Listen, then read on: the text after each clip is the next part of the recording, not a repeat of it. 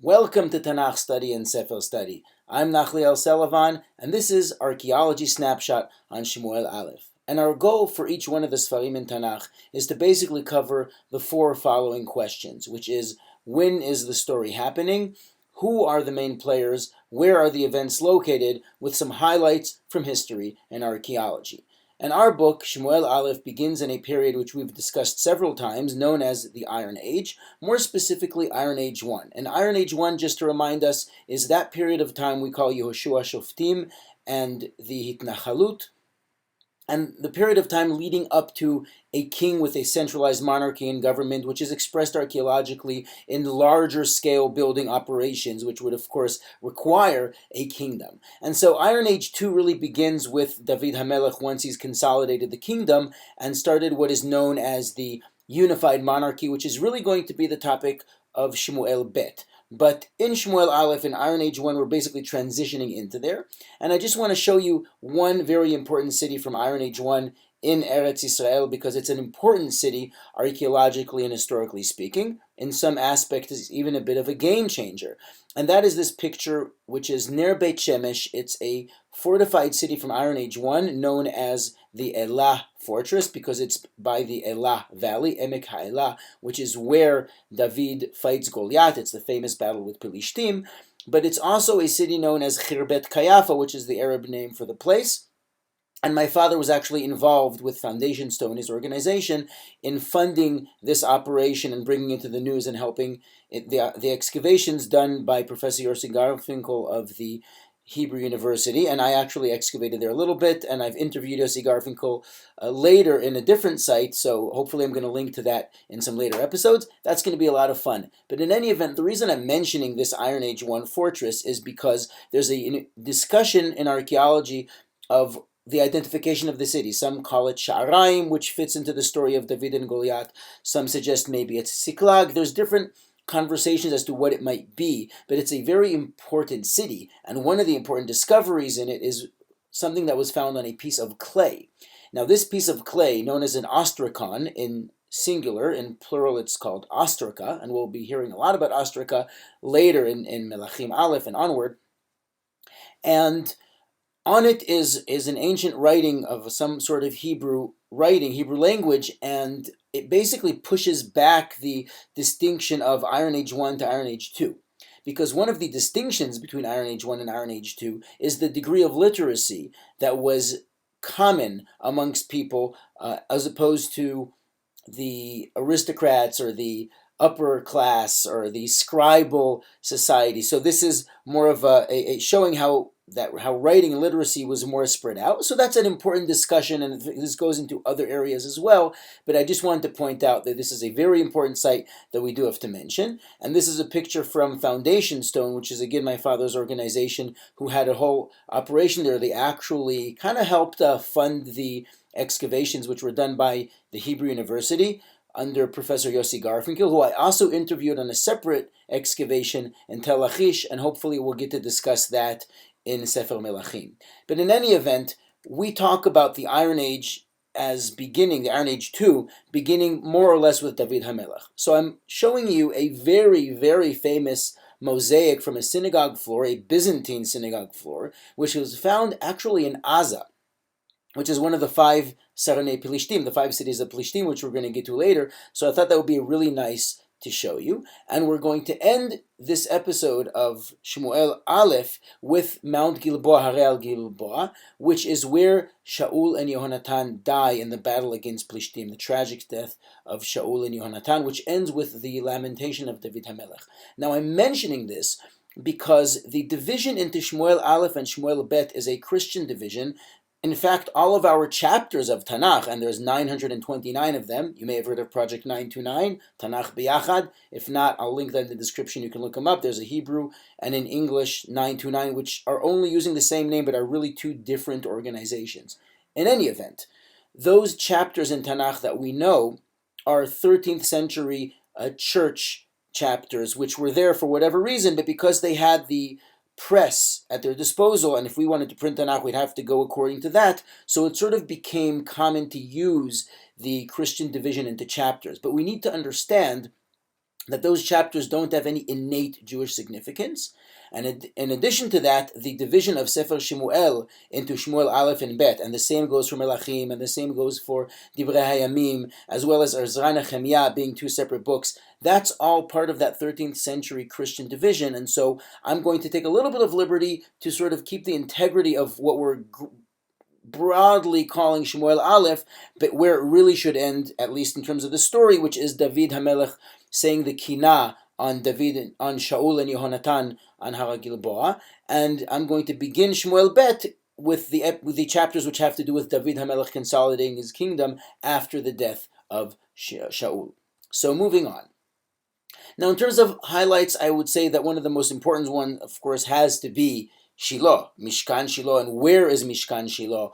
And Mishkan Shiloh is in the Nachala of Ephraim, and our story begins with Elkanah, who comes from the Ramatayim Tzofim, from Har Ephraim, and he travels every year, Aliyah LaRegel, going to Shiloh at a period of time, as the story tells us, in which people weren't really persistently going to Shiloh. There was a bit of a decline in that enthusiasm. Some of it has to do with the moral decay of the leadership there. It had to do with Hofni and Pinchas, the sons of Eli Kohen, who were mistreating people coming there. But whatever it is, Shiloh is the center of operations. And indeed, Shiloh, here on the map, north of Jerusalem, has been the place of the Mishkan for about 369 years, with another 75 years of Nov and Givon, which immediately follow here in Sefer Shemuel, and we really move the Aron up to Yerushalayim in Shemuel Bet. So you're going to be seeing that in the next part of Sefer Study. So that's an overview of the story. Now, Shiloh itself has a very developed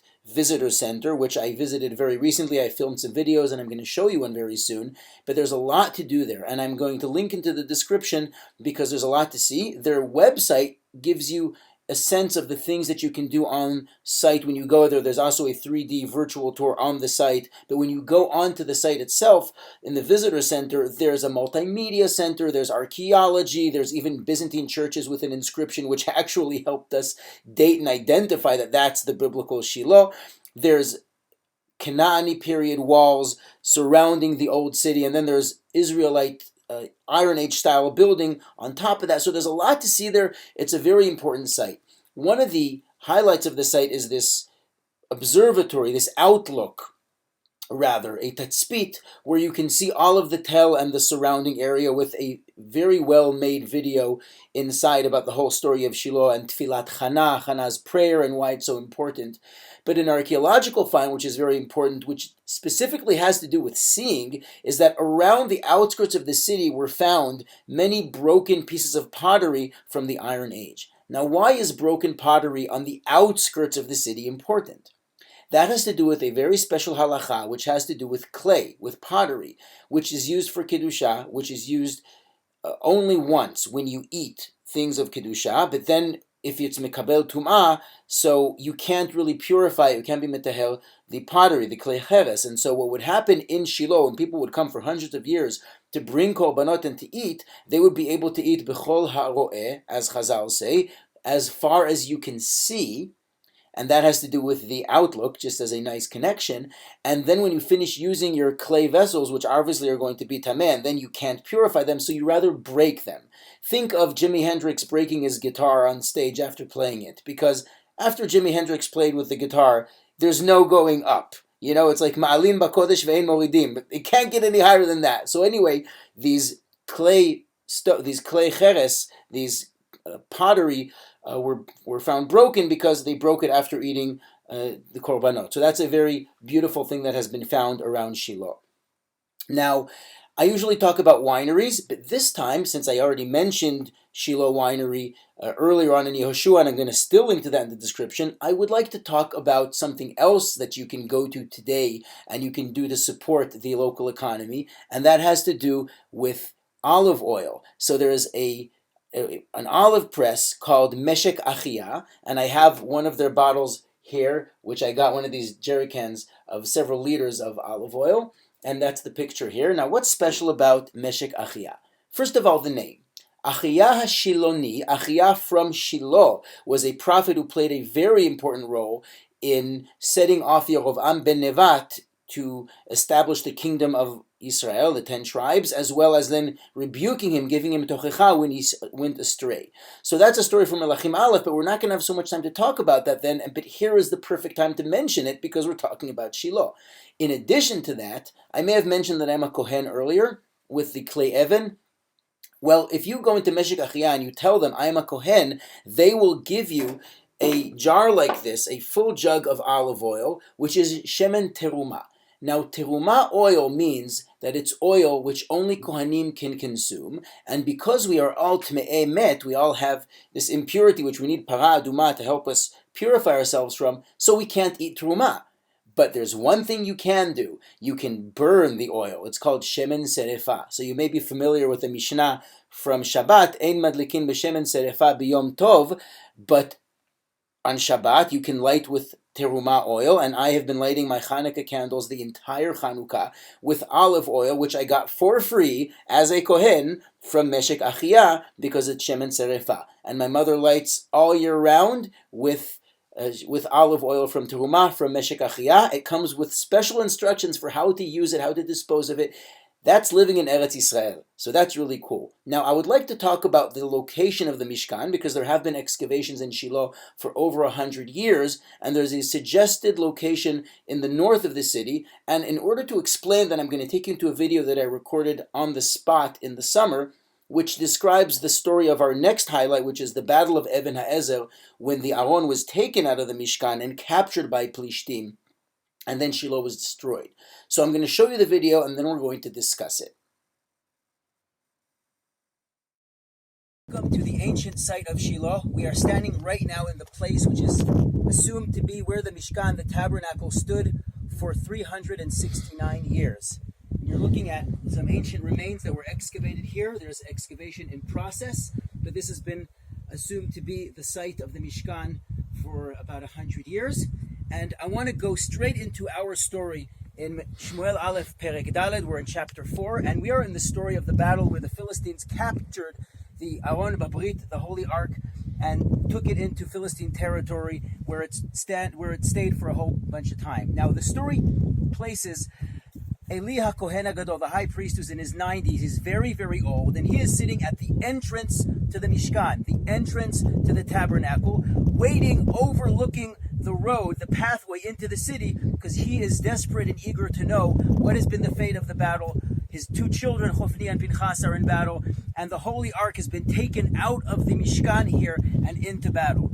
So we are now standing at the north part of the tel. Behind me is north and facing the east. And this is where, more or less, within, let's say, 100 yards of where Elah Kohen would be sitting and waiting. Now, you're looking more or less at the entrance to ancient Shiloh. The entrance to ancient Shiloh is from the east. And the verses describe, the Psukim describe, that as the messenger is coming, Eli is standing there at the entrance of the Mishkan in order to receive him and hear the news, that by the time the messenger from the battle catches up with him, the entire city knows the news. And how is that possible?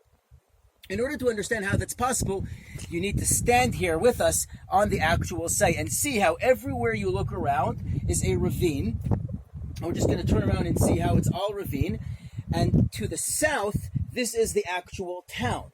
And so while I'm standing here at the east, at the entrance to the Mishkan, and I'm overlooking the entrance into the city, I can maybe see him before everybody, but I can't hear him before everybody because he has to go in through ancient Shiloh and come up here. And so by the time he reached Eli, everybody knew the news that his children died in battle, we lost in battle, and the Aron Habrit, the Holy Ark, was taken. And when the Holy Ark was taken, when he heard of it being taken, he fell back and broke his neck and died. And that's the tragic story which happened within about 100 yards of where I am standing, right here in the site of ancient Shiloh.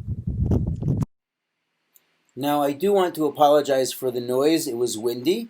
And I'm also going to make one small correction, is that the entrance to the city is from the south, not from the north, but you are looking at this point to the east. So as we're going to see in just a moment on the map where the battle actually took place, it's going to be quite clear how it happened, because the place where the Aron was taken is to the northwest of Shiloh, and the path is coming in along the east and coming down to the south and then into the city and up towards the north.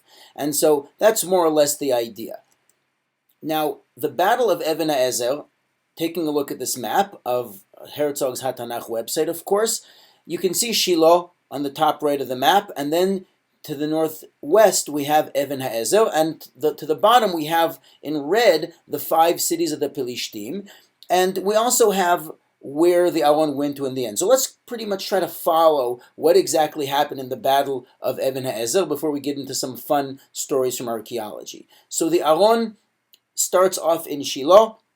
It's taken into battle after an initial defeat, and then everybody's inspired and they're saying, oh, we have the Aron, vatehom haaretz, the earth is shaking, and the Plishtim are thinking, wow, God's with them, we're going to all die. Histchazku v'yula anashim Plishtim, like, be men and fight, otherwise they're going to do to us what they did to Paro Melech Mitzrayim. And so they end up having this extra boost of energy, and you can say they're really, really scared, but they're fighting for their lives, and they actually end up winning. And they are able to capture the Aron here in Ebenezer. Now, the Aron is captured and goes into Plishtim. It goes first of all to Ashdod, and we're going to get back to Ashdod later because that's where the Philistine Museum is. And after the the statue of Dagon in the temple of Dagon falls on its face and breaks, they realize, okay, this is not good. They send it to Gat, which is pretty much the most powerful of the 5 cities of Plishtim. It's called Tel Tzafit or Tel Safi. Again, excavated there, done some interviews, link in the description. Eventually, the Aron goes up to Ekron. And after the Philistines are plagued, they realize, okay, we really need to get rid of the Aron, and they send it up to Beit Shemesh on a wagon with oxen, and it goes up here to Beit Shemesh. Now, the importance of seeing it on the map is understanding why Beit Shemesh, because Beit Shemesh is the outlier. It's the city which is on the edge of the Judean hills, on the edge of the Shfela, by the border with the Plishtim. So, of course, they're going to send it to Beit Shemesh. Where else, right? And after the havoc that it wrecks in Beit Shemesh, with many people dying because they've seen the Aron, they send the Aron up to Kiryat Ye'arim. Now, Kiryat Ye'arim today is the city of Tellstone, but the biblical Kiryat Ye'arim is on the adjacent hill known today as Kiryat Anavim, and there's actually an excavation there by Tel Aviv University by Professor Israel Finkelstein, and he's actually trying to find some kind of temple that has to do with the Aron. It's a fascinating concept of why he would excavate there, but he's been excavating there for a while.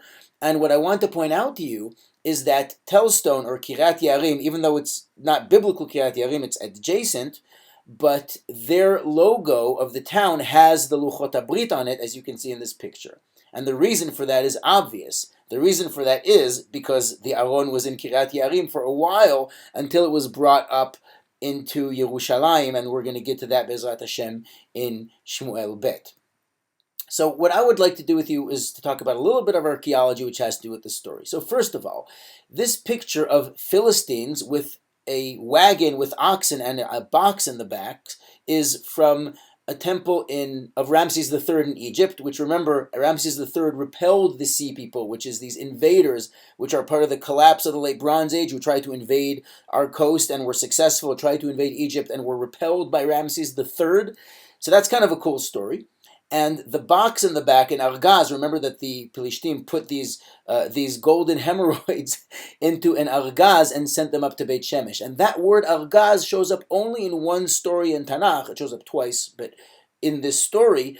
And that's a word which is suggested to perhaps be a Philistine word. It's not quite clear what the word argaz means. And I actually did a whole podcast on that for Artifact Podcast. So if you're interested in that, link in the description.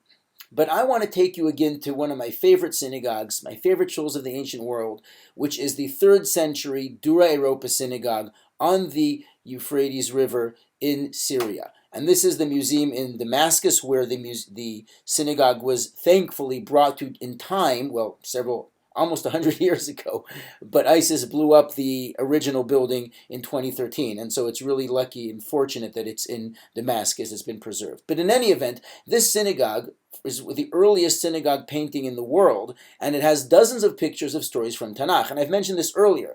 What I'd like to show you now is 3 pictures which have to do with the Battle of Ebenezer. So the first one is here, and you see Jewish-looking soldiers dressed in, well, what would be, I guess, a Parthian Persian armor, because that's what they were living in. It was like a Parthian city, and they were actually, the shul was actually filled in with earth to protect against the invasion of the Romans. So anyway, it's a great story. Romans, Parthians, not exactly sharp in the details, but this picture here shows you presumably Kohanim, maybe even Hofni and Pinchas, holding the Aron, carrying it as they should on their shoulders. And if we remember, one of the reasons why Uzzah dies later on in Shmuel Bet, Peretz be'Uzzah, as we'll see, is because David HaMelech put it on an agalah chadashah. He put it on a wagon with oxen instead of having the Kohanim carry it as they should.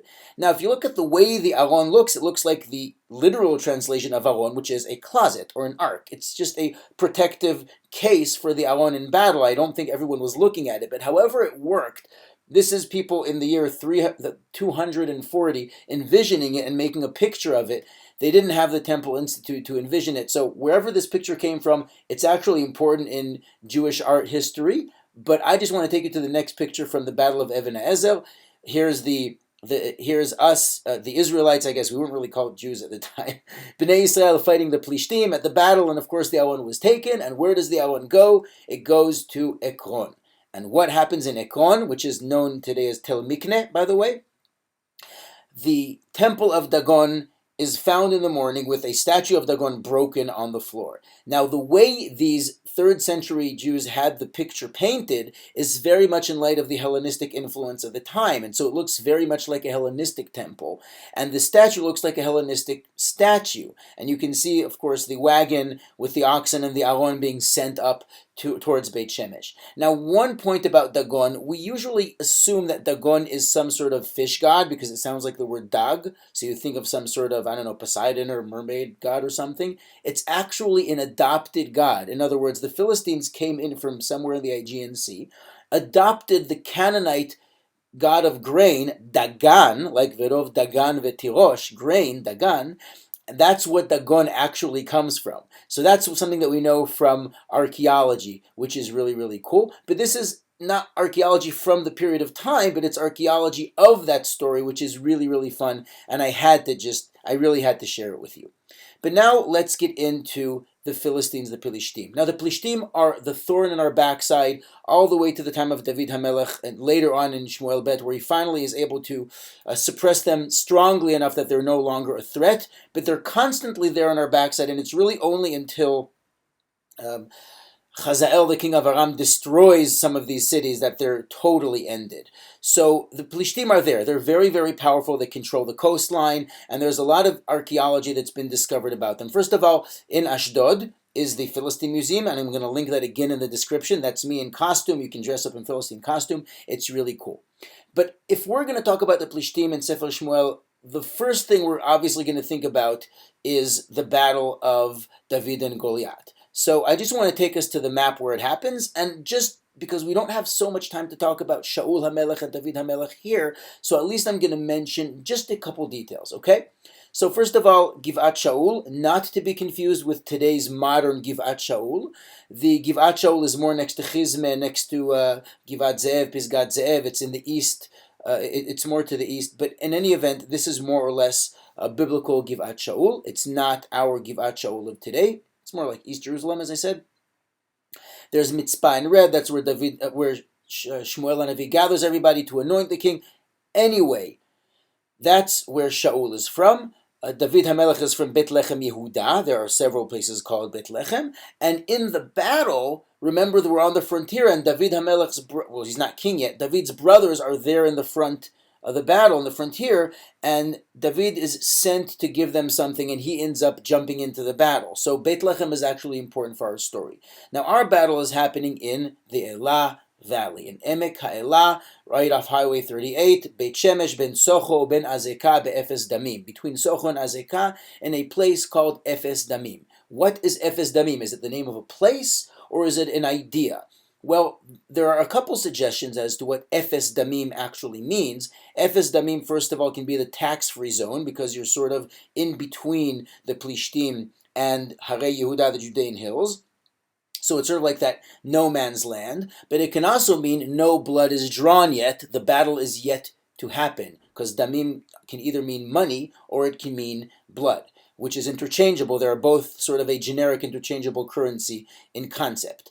Right, blood is very generic, right? As opposed to, well, anyway, let's stick to the point. So Goliath HaPlishti comes out of Gat and taunts everybody, and David HaMelech comes to him in Emek Elah, picks up some stones and kills him, knocks him dead. That's the story of David and Goliath, and Gat is the hometown of Goliath. Now, in the excavations in Tel Safi, they've actually found an ostraca, again, with writing which has a name like Oliat, something like that, very similar to the name Goliath, which is really cool. I actually was working in a summer camp in the Catskills with an Israeli counselor who was volunteering on that dig, and she's the one who found the ostracon. So that's a really, really cool story. So that's one of the highlights that have to do with the Plishtim, but again, the Plishtim are a formidable enemy of Bnei Israel at this time. And one more fun detail in an archaeological discovery which has to do with the Plishtim was here in Tel Mikne in Ekron, and it's in the Israel Museum. And this is an inscription written in the ancient Hebrew alphabet. In other words, they adopted that too. And it's an inscription of Achish ben Padi Sar Ekron. Achish, which we know that name from a different story, Achish, the king of Gat, who David HaMelech pretended to be crazy in his court, and then he ended up joining him, and he gave him Tiklag, and the whole battle later at the end of Shemuel Aleph, right? So Achish ben Padi Sar Ekron. Now this is a little bit later. This is more from the time of Melachim, but it doesn't matter. The point is that we have archaeology from Ekron with a name from Tanach, and this is in the Israel Museum because it's one of those very special discoveries. So instead of being in the Museum of the Philistines, there's a copy of it there, but the best stuff is always going to be in the Israel Museum. And that's pretty much the highlights for today for the Plishtim. I'd like to end this episode with the tragic death of Shaul and Yehonatan and his children against the Philistines on Har Gilboa.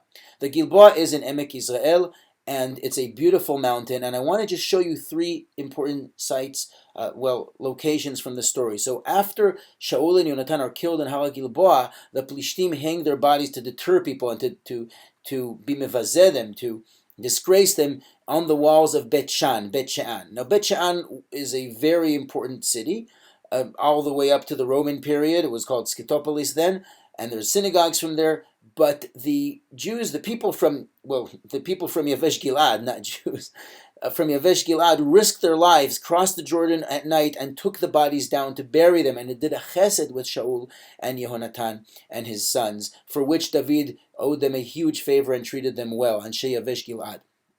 So this is the Gilboa mountain, Har Gilboa, of which David curses them that they should not have rain because they absorbed the blood of Shaul and his children and Yehonatan. So it's a very sad and tragic story, but this mountain is therefore named today Har Shaul. It's named after Shaul. There's Ketef Shaul. And so you really can experience the story when you go and visit there, even in the names of the places, but also just looking at the view and appreciating. This is a place, a tragic battle where Shaul died and his children died. But this is where we end Shemuel Aleph and transition into the time in which David is ascending. He becomes the king of all of Israel and captures Yerushalayim. And so that's what Be'ezrat Hashem we are going to be seeing in next episode. I want to thank you for watching and encourage you to please like, subscribe, share your thoughts. Let us know the feedback, anything you think about. You can even notice that I've already taken some of your feedback in by making a duller background, making that screen bigger so you can read and you can see. So I'm really taking your feedback seriously. We always appreciate all of your comments. So please follow us. There's a Facebook group, there's podcasts, there's a mailing list, and there's, of course, YouTube videos. So please follow, like, and subscribe. Thank you for watching, and I'll see you next time on Archaeology Snapshot.